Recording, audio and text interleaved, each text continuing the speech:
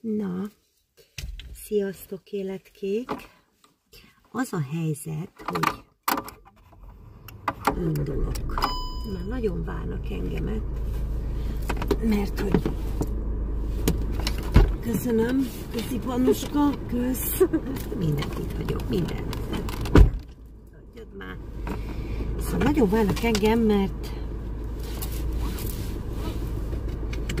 Hódmezővásárhely Cseresnyés Kollégium 226-os és 228-as szoba, és ezek várnak engem, ezek a kis drágák, és már nagyon rám írtak, hogy hol a francba vagyok már.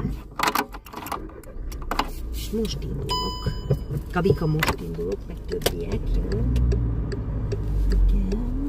És óvatosan vezetek. Mert hát ilyenkor megindul egy ilyen buli izé, vagy micsoda. Te a bár? Mert az volt sok. Hol lesz a te a bár? Na, így kidobócskány, sziasztok. Te drágák vagytok. És így tovább is látszik mindenki.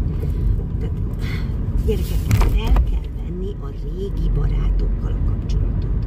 Fel kell venni. Hát azok, akik 4 évig együtt laktak veled, együtt éltek veled, egy szobában, egy kollégiumban, ahol minden egész másként van.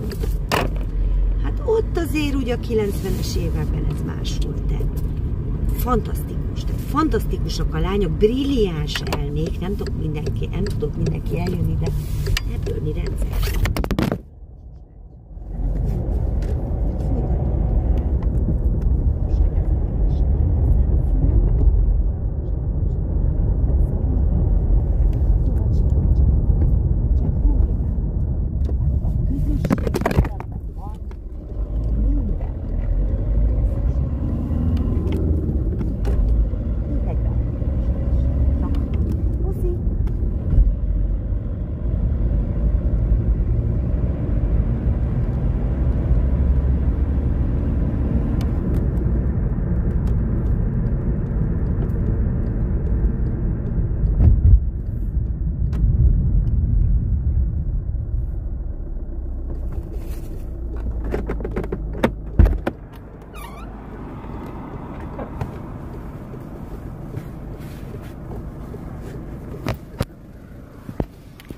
Na, hát így felvettem. Akkor így megálltam az úton, jó? Tehát nem baleset.